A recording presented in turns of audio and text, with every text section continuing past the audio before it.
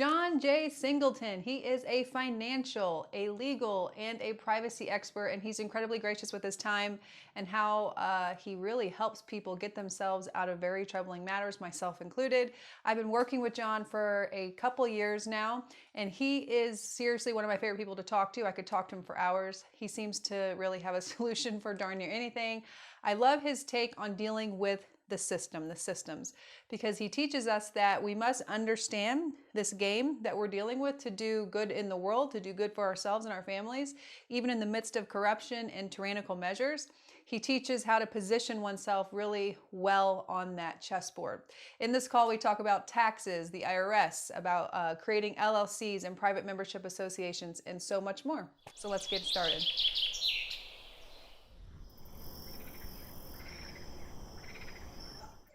I just wanted to dispel people's fears. That's kind of what I do, I suppose. Yeah, that's actually one of my questions on the list of questions I have All for right. you. All right. Well, yeah, they're not going anywhere. And I went through a whole list of like maybe 20 things, the trivial facts about the IRS and things I've used over the years in about 20 minutes, just to show people that it's a system that you can play. Right. It's like a musical instrument, but you don't need to be afraid of it, and they're a public agency. They're subject to all kinds of rules, especially since they've been so abusive. It's become much easier for me to get my client a remedy. Yeah. Yeah. So this idea, like, for me, when I read stuff, I read like the 1992, one of the IRS forms, and said taxation is voluntary. So this idea that taxes are voluntary, what do you say to people who go down that path? Well, the definition of a tax is that it's must be paid. Okay. So the question is how you stepped in front of that. How did you incur the tax liability? Because if you did, then you did. There's no way around it. So there is no such thing as taxes are voluntary. Mm-hmm. It's voluntary to create a tax liability in most cases. That's why I'm able to not file a tax return, make a lot of money, and do it for my whole career and never have a problem with the IRS and deal with IRS problems all across the country, because I deliberately organize my affairs so that I do not have a tax liability. And so I do that for a lot of clients. And I just look at the IRS as another financial risk, and it's very easy to manage that. So like signing a W-4 to work at a company as an employee, that's not legally required, but if you don't do it, you won't get hired. So that is an example of how the country is being run by policy. Mm-hmm. There's no legal duty. There's no legal duty to have a social security number, but you can still have one and get around and not have a tax liability. It doesn't matter. So yeah, it's kind of misleading to say that taxes are voluntary, because the very definition is that they're mandatory. You just don't have to put yourself in the way. Mm-hmm. So like for someone who just has a typical 9-to-5 job, they are professional, they sign their W-2, you're saying that they better pay their taxes because Yeah, you can't get around that. Yeah, okay. You're not going to win that one. Okay. Even though the wages are only paid to public employees, but they're never going to acknowledge that. They're going to say that everybody who signs a W-4 is a wage earner. And this is actually not true, according to the regulations. But I've tried to win that one in court. It doesn't work. I can't even I've even seen companies where the CPA said, hey, I've discovered the truth and we're going to do it this way from now on. And that lasted like 2 or 3 years until the IRS shut the whole company down. And it didn't have the right to do that, but it had the power to do that. Mm-hmm. And so the problem people have with the IRS is that it's an accounting firm for the United States. If it weren't the IRS, it'd be Ernst & Young. It'd be somebody else. Well, the problem people have is that the IRS has been given police authority. They have to make that distinction. So if you understand how the police work, we understand how the police work. We created them. So we understand what rights we have and things like that. We understand when those rights are being abused, and we know what kind of remedies we have. So it's the same thing with the IRS. So you're saying good luck to you in court, You're not going to get anywhere. Look, if you don't want the wage item, then don't have wages. Go find a way to make money as a professional, and then organize your income in a way that it doesn't create a tax liability, or you can minimize it. Some people want to file returns, and in that case, you can pay less by getting deductions, and real estate is the best way to do that. We have a friend who we were talking to the other day, all about this and all about you. And he hired a team of lawyers. Oh, to okay. do jump LLCs. I'm sure you've heard of these, I have right? not heard that. That's a new one. Jump Oh, LLCs. well, Okay. you'll understand the concept, I'm All sure, right. which is a Wyoming or Nevada LLC, I guess, because those are more privacy is involved. But They're anyway, brands. They're just oh, brand names. okay. Yeah. So that state LLC owns an LLC. And so, yeah, and that's how he operates, but he still pays taxes. And we were telling him about your structure, and his response was, if this works so well, if a PMA LLC works so well, why don't more accountants and entrepreneurs know about it? I know you get this question all the time. Always. The accountants I explain it to, they totally get it and they think it's great and they'll never do it Right. because they're afraid of the IRS. They think that they're going to get caught at something. Even my own clients, so the way they talk to me a year later, it tells me that they think they're getting away with something. Mhm. And when I get that sense from them, I say, look, don't act like you're getting away with something. Okay, you're just all you've done is change your property rights so that you don't have a liability. Most people don't know how to do that, or if they do, they're not willing to do it. So that's the answer is, I mean, I've done videos and I've done this for 30 years and it's, I'm more open about it now. I mean, back in the early 2000s, I was writing books. How fast does that get out? But on YouTube, it gets out real fast. Mhm. But you see, and I even offered to help several CPAs do the determination letter on the cryptos, and they don't want to touch it. But I'm getting the IRS to give me a letter back saying, you're right, the cryptos are not taxable. I know. I saw your video on that. It So was that's great. that's yeah. Why aren't more people doing it? Well, why Yeah, aren't you? I mean, right. I try to explain to him, like you have said, like attorneys and accountants and even doctors, right? We're all like worshiping our license. And so we're so afraid that we're going to upset our licensing gods that we don't touch anything that we never learned about. and Um, how is that a measure of doing something legal anyways? right. If more people do it, that makes it legal. Oh Yeah, it's that gosh, I herd mean, mentality. it is, and so that's just people that okay, the high net worth people. Now I don't do this. I'm not nowhere near this universe, but there are people that use life insurance and loans perpetually to increase their net worth immensely. Um, why aren't I mean, that's the minority.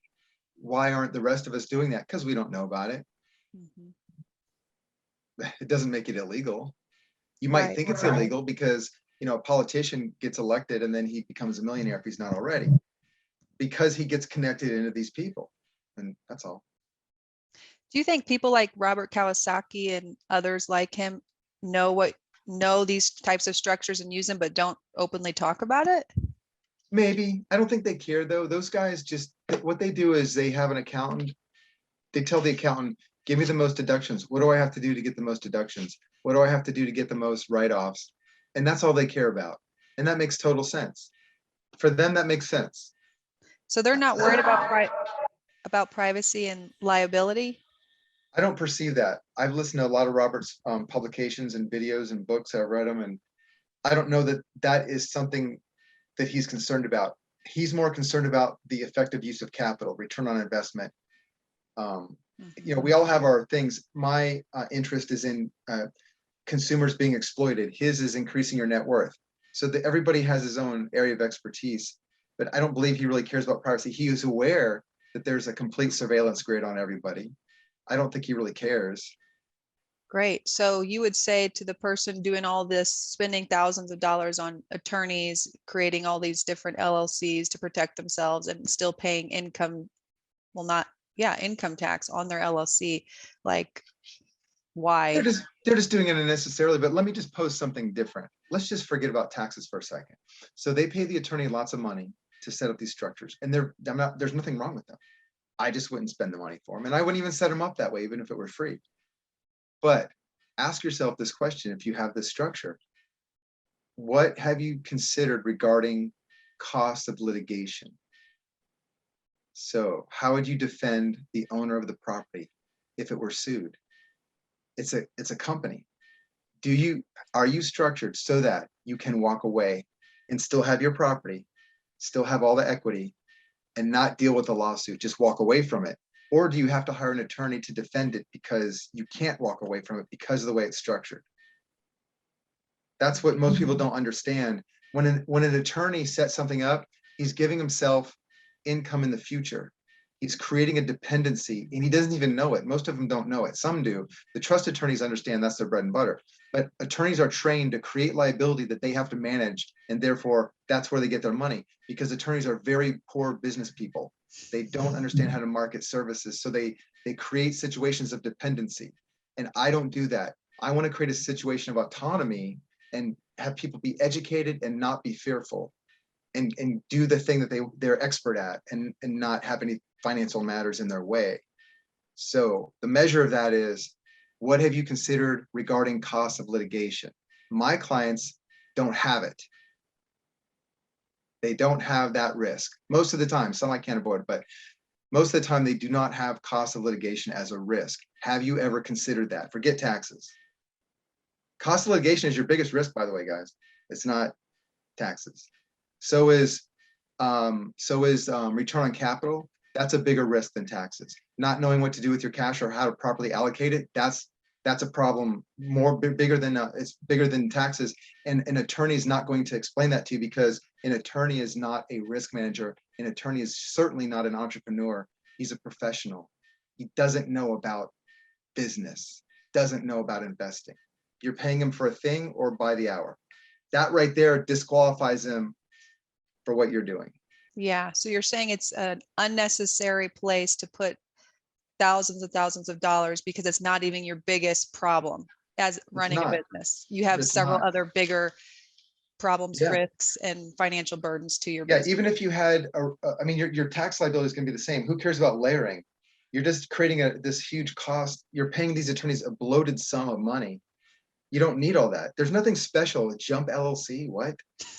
That's just a brand name. I mean, I can go to any state and get the same benefit, even California, which I hate. I can go to California and get an LLC that does the same dang thing that Wyoming does. I don't care about privacy. I don't want privacy there. Here's why I want privacy. I want you to see my ownership interest in a company by the articles I file. I want you to see if I'm not the owner, or if I'm a shared ownership, or whatever I want you to see. But what I don't want you to know is how I'm spending my money and what I'm really doing with it. You'll never see that, because that's what I don't publish my operating agreement. That's my deal with the people that you'll never get to meet. They're my friends and family, okay? I know I talked to you about this a little bit before, but maybe we can expand on it here on the video from a privacy standpoint, and from removing some maybe legal threats coming into your mail. Like how should you set up like your addresses? I like using a mailbox, like a UPS store. So using like a PO box? You could do that too. PO boxes, sometimes some services want you to get a physical address, and then some of them insist on your home address. So you got to use your discernment on that one. If I have to send something to my home, I mean, I have arrangements with other people where I can receive stuff, but I don't want to prevail on them. So what I'll do is I'll send it to a fictitious name at my residence. So it's not in my name. So that way, in the systems of the mail, my name is not associated with where I live, because that data, I don't know what happens to that data. Once you put it in the post office, it probably goes to TransUnion. They have a relational database system that tracks all that. So yeah, so even beyond the LLC and the business address, you're saying just your personal address, you should probably start unwinding your name attaching with your home address and creating this level of privacy that way. Yeah, that's the big thing to undo, is start getting mail at your house and not in your name. That right there is like an introductory. Figure that one out. And once you figure that out, you'll go through some difficult conversations with people, and you'll have some mistakes along the way. You'll find out that it's quite a project to do that. And then once you do that, you'll start figuring out, okay, what is it that I really want? I don't want the use of my name associated with my address. That's it. Because if you go after, I mean, it would scare you, okay, possibly, if you were never to consider what we're talking about, and then you go on Intellius or mylife.com and you search on your name, you'd be shocked to find out what is published about you and where you've lived and your fax number from 14 years ago. I mean, and TransUnion is the worst, because TransUnion has this relational database that tracks almost everything you've done in the last 30 years. I mean, Even if you stayed at your friend's house for 2 weeks and slept on the couch, they probably have that address. I was talking to somebody who he had a subscription to that, and he was telling me all this, and it was like kind of scary. And I had read this book called by Zuboff. It was Surveillance Capitalism. And the biggest risk we have on that, I mean, the mail is one thing. The biggest risk we have is the use of our phones. If we're using our phones like people use them as a prosthetic device today, and they use them as a valet, they can't go shopping without them. And this is almost a sickness, but it's a complete surveillance device. I was making the example with someone the other day, and I was saying, what if about 20 years ago, Congress announced that they were going to enact a law that required everyone to carry a surveillance device around with them, that had video camera and 100% 24/7 audio surveillance, and that they were required by law to carry it around with them and to hold it in front of themselves, in front of their faces. Now, people are doing this, right? But if you had introduced it as it's required by law, you'd have all kinds of objections. But people happily do it today. It's brilliant how they work that into our society, but I would even say that it creates a behavioral disorder, and it creates chemical dependency because of the dopamine reaction from the blue lights and all these things. But it's a surveillance device. So they got us addicted to, physically and chemically addicted to a surveillance device. It's brilliant. Using your LLC to buy like a car for your business, Okay, no problem. sure. Or You you can pay cash for that. Yeah, you can use cash. You can borrow money. The money can come from your LLC. Yeah. So if you don't want it to be a taxable income, buy the car in the name of the company, or buy the car in your name and structure it as a loan. So you just tell the dealer that the money for the car is a loan, and then you give them the lender's name and all that, like your LLC, its tax number, its address, and the dealer will write up all the lien documents and send it to the lender, which could be your company. So there's two ways of doing it without creating a tax liability. If you just bought the car, you took the money out that's not in, right? It's not reportable because it's in the LLC. And then you bought yourself a car, just put it in your name. Well, the IRS won't see that, but if you're audited, they'll say you underreported because that's your car. I mean, it's in your name and there's no loan on it. So you got a financial benefit from this third party over here, and it became taxable as taxable income when you took the car and then didn't put a lien on it. You can do that with real estate too. It doesn't matter if the LLC owned Bitcoin or gold and spent the gold or Bitcoin on the car, and then you drove the car around and put it in your name. Even though you paid for it in Bitcoin or gold, the IRS will see that as a dollar value. There's no way around it. So the only way to structure it so that the IRS would agree that it's not your income is either don't buy it in your name, or if you do buy it in your name, make it a loan. So because a loan is not taxable. Speaking of coins and Coinbase and crypto, you were saying that, and you did a video on this about getting a 1099 from Coinbase, which means, hey, we believe that you benefited financially from your coins, right? That's what a 1099 is. And you're saying that if it was an erroneous letter, then you can submit a determination letter to the IRS? Right. If it doesn't represent the actual dollars you received. And so I'm talking about, there's two types of accounting that we're going to use: accrual based, or we're going to use cash basis. So accrual based accounting is where, like, the Coinbase is reporting the 1099, and that's perfectly consistent with accrual based accounting. And if you go to your accountant, he's going to say, yeah, okay, fine, let's put it on your 1099, so, or put it on your 1040. So what he's doing is he's taxing the increase in value when there's no taxable gain or reportable gain. And if you report it that way, it will become taxable. So you don't have to report it that way. So if you do it on cash basis, that just means cash basis means you don't have a tax liability until you receive the dollars. So if you didn't receive the dollars and the 1099 makes it look like you did, that's erroneous for cash basis. So the way we fix that is we just tell the IRS, here's how we're going to treat this. We're going to exclude the 1099 because of the following. And we go through, like, there's a couple of legal things that I tell the IRS. And we're just telling the IRS what we're going to do. And then the IRS will just write back and say, okay. They're very cryptic. they're not going to give you anything, you know. They're just going to say, like the letter, the last one I remember we got is it said, okay, take no further action. But if you read my letter, it tells them what we're going to do. So I didn't ask them for permission. I just told them what we're going to do. And they said, okay. Gee whiz. Yeah. So for people listening, like those who have crypto and say they had a net gain, but they never Yeah. took any dollar amount, that's It's what you're worth more. speaking. Exactly. That's what you're It's speaking worth about. more. And it doesn't matter how it's worth more. It doesn't matter if you went from Bitcoin to Litecoin and Ethereum and it just does 10 times more in 3 months. That's not taxable. Okay. You just did a really good job of making some equity, right? You can claim it as taxable, you know, if you want. That's kind of silly, wasteful. Why would Or you if give the you're government the ignorant. money when you can keep it and use it for something better than they're going to use it for? That's my attitude anyways.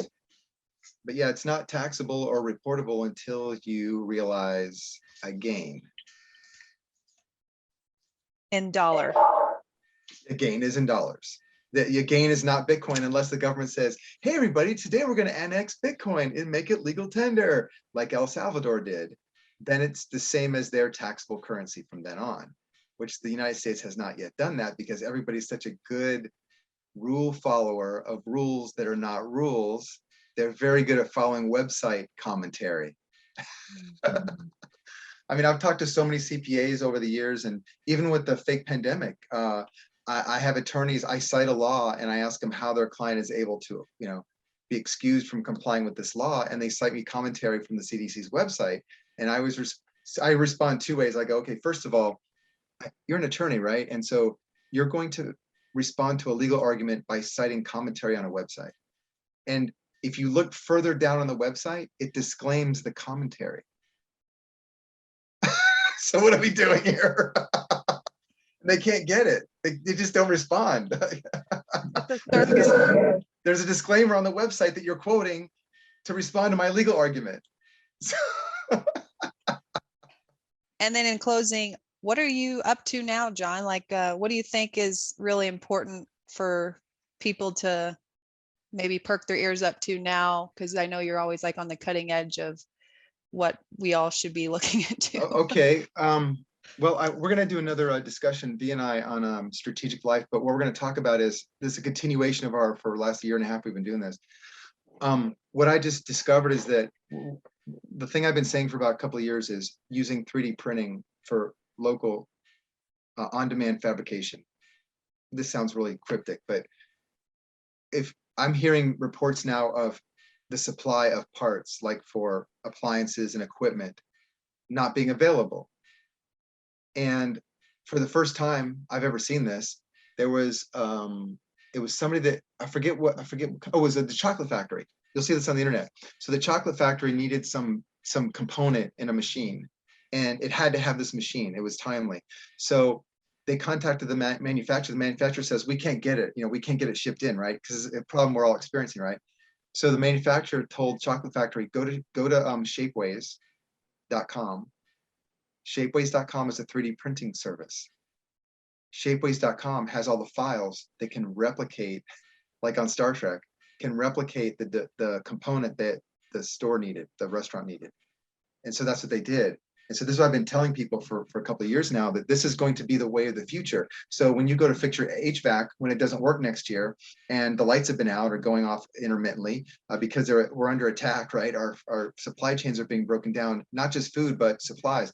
And the person that has a 3D printer that can print using a filament that, let's call it a high density resin. Okay, so it's almost metallic, but it's made with plastic, and it could be used in your car engine and withstand 400 degrees or 5,000 degrees or whatever, you know, it won't melt basically. So you can print parts from a 3D printer on your desktop. And this is the trend. It's just barely starting right now. The other thing is to look at, just look at the glut of cars that cannot be sold and what's happening with repossessions of cars. And just look at these changes in our marketplace. The same for real estate. So what I'm looking at is getting some land. I got some land now, and I'm looking at selling the use of that land for people that want to be like, let's call them preppers. They want to set up a greenhouse, or they want to be away from a populated city.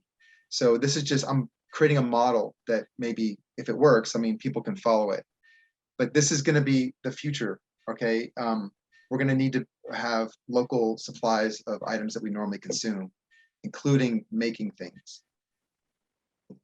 So there's a lot of opportunity there.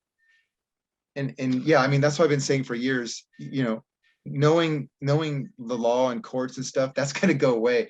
The dollar, the way we're using it now, is going to go away at some point in the near future. I would think easily within the next 6 years, the cash is going to be declared to be illegal, or you'll be more of a suspect of money laundering just by using cash. I mean, even try today, like if I try to spend a $50 bill, you would think a $50 bill would be more acceptable than a 20 because of the prices, right? The inflation. But no, I can't spend a 50 at most stores. They won't take it. Even if the item I'm buying is $50, they won't take the 50. So what they're doing is they're making it, forcing people to capitulate to using credit cards, electronics. And so what's going to happen is cash will be illegal. And I think your phone will have a QR code that will be your access to money, and you won't have your own money, you know. And that's how you're gonna have to get around if you want to play that, you know. And I think that's coming in the near future. So you want to have as much autonomy as possible. I have colleagues that say that people who promote crypto are dangerous or whatever, you know, for lack of a better term. And I'll reference you because they love you. Okay. And I'll say he talks about crypto. He talks about using it as a tool, Yeah. right? And Yes. and they're like, oh yeah, but I don't think he knows everything about how terrible it is. And I'm like, I don't think that's it. So Oh, it is terrible. It's horrific. It's very destructive, just like fire is. So if I discover fire and you've never seen it before, and I discovered fire when I was out hunting for the village, and I bring back a burning piece of you know, tree limb, hey everybody, and then you stick your hand in it and go, ah, I'm dying, you know, okay. I mean, but let's slow down and let's look at this new discovery, because I can protect my family now. I can make modern society with fire. I can make metal implements, right? So this is the same thing with blockchain. And where did that technology come from? People. We did it. It's been around for a long time. The US military tried to capture it as a munition. It's still on the munitions list. Uh-huh. Cryptography is listed right next to bullets. wow. The military looks at cryptography just like it sees bullets. So what does that tell you? So you can't, okay, so people that don't know any better will demonize it. So yeah, it's destructive. It can be, and it will be. It will be used to decimate people. But at the same time, look at Monero. We haven't even begun to use Monero properly. What is that even? Who even heard of Monero? So it's cryptographic currency that is completely anonymous. And this is what our money should be. My relationship with someone else I'm doing business with should certainly be anonymous. The fact that the banks have inserted themselves in between that is wrong. And so we can regain that if we know how to use this technology. Just like when I take the fire back, you know, let's find a good positive use for it, because I can build modern society, and I can also burn down the village next to us and take all their food. But it depends on how you're going to use it. Yeah, you said the same with the dark web. You said the dark web has all kinds of crazy things on it, destructive things, but it can also be used if you know how to use it, and if you are a moral person. Like, it's about the person Sure. using the tool, right? It's And their just like intention. anything. It's just like anything. Yeah. I mean, you can, you know, I can go make a list of this stuff, but yeah, it's interesting how people react. But you know, what's funny is that they're the people that are going to be first in line to use QR codes on their phones, and they're probably already doing it. And when the dollar shifts over to a new architecture onto the blockchain, they're not going to be the wiser. They won't understand why the money they thought they had in their account just got reduced, because they're being taxed on a real-time basis. They're not going to understand, and they're not being taxed on their income. That's no longer going to be the metric. The metric is going to be the production of carbon. And how can they know how much carbon you're producing? Because they're watching everything you're doing And expert systems and software and AI systems are watching that. And so you'll be taxed just every moment of every day. Not only will you be taxed, but your dog will be taxed, and your phone will be taxed, and your pool, and everything that produces carbon, because carbon is being demonized. And there's another level to this. It's not about the money per se, it's about life. And so the evil people behind this agenda, they want to tax life, and they want to be the only providers of life. They don't want life to occur by God. They want to be the God. And carbon is oxygen. Okay, it's the same thing. Without carbon, it doesn't matter if you have oxygen, you can't have life without carbon. And the earth always has a homeostasis with carbon, so there is no carbon problem. They just claim that there is so that they can do all these evil things. So we can't really change that, but we can just be aware of it and then adapt accordingly. But you got to wake up and stop demonizing things like this. That's just ignorant. It's just like demonizing fire. He's like, anybody who supports this is just taking us further into slavery. And I'm like, well, just being on the internet, then You're just, already a slave. yeah, You're like, already there. so then what would you say? We're just wanting a longer leash to live a happy life type things because we know what's happening, so we give ourselves a longer leash. That's how it sounds. Okay. Well, we've lived in a feudal society, I mean, for centuries. Wherever you are on the planet, there's been a minor exception to that. From the end of the American Revolution, when people in America kind of got their systems back, their commerce back after the war, that lasted until right around the Civil War. Okay, in fact, that was the purpose of the Civil War, to return us back to a feudal system. So a feudal system is like what we have now. You don't really own anything. It looks like you have rights, but you actually don't. Your property rights are not recognized. So we are owned, and we are being farmed more than you can possibly imagine. So you are not free. And no, we don't live in a democracy like everybody thinks, with the red, white, and the blue. But they love it. They love the concept of it, and they'll fight for it. So that's enough. But we don't actually, that's not our reality. So you're already there. So at some point, the dollar went from 1913. It was a different dollar. Let's fast forward to 1971. It was a different dollar. The dollar was already twice over changed, the system architecture. So we've had, up until from 1913 to 1971, we had $2 systems. I think 1954, no, 39, 1939 or somewhere in there in the 30s, the dollar changed. So the architecture of the dollar changed. When they took the gold out and the silver out, we have a new system of currency. That was a new financial system. They still call it the dollar, but people think it was continuous, and it wasn't. An economic system, a monetary system, doesn't last for that long. They have to keep changing it. That's why they brought the oil in and the US military, to give the dollar value, to force it down everyone's throat so that we can export debt. So you're living in la la land in America.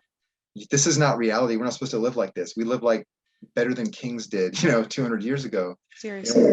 I mean, go live in Costa Rica in the 80s. Go live in Guatemala. That's reality. India. Okay. And I've never been there. I'm just saying. I just know from studying. But then you get into, let's just fast forward to the introduction of Bitcoin in 2009. That was military technology. That was the US military tried to sequester that, and they gave up in 1992, and they put it in the private sector. Bill Clinton did this. They put it in the private sector along with the GPS, and they allowed the internet to flourish, and they allowed the development of this technology in the private sector so that it could be captured again by the state, which is what's happening right now. So what is the name of this currency they have? Like the CDCR, or some currency, like this worldwide crypto something they're talking about. I forget what it's called. It's like a 4-letter crypto name. But anyways, this is the new architecture. So the people that are knocking coins right now, crypto coins, they don't realize that this is the blockchain technology is to help the banks survive. But at the same time, it's going to create a worldwide surveillance and social control grid The blockchain will. And they will be willingly, happily, joyfully promoting it, not knowing that it's the very thing that they were making fun of. Wow. They don't realize how big this is. So it can be very evil. Someday soon, the dollar will be the blockchain, and you'll be using your phone and you will not have the paper currency. And maybe they don't care. But maybe they will maybe they, like people today, they're like, so what? It's not a big deal. Like this privacy thing. It's not a big deal until they get, suffer ID theft. Oh, now it's a big deal. Or until they're getting letters in the mail, like I did, from different organizations to your own house, and you don't want Yeah. that. Yeah. I've seen that too. Yeah. Yeah. So it's interesting. Yeah, very. I appreciate all your insight on this, and I would love to meet you sometime so I could sit and pick your brain for hours. That'd be fun. That'd be fun. Yeah. Okay, All thanks, right. John, so much for all Well, your sure time. thing. Nice talking with you. Have a nice weekend. You too. Thanks. Bye. Bye.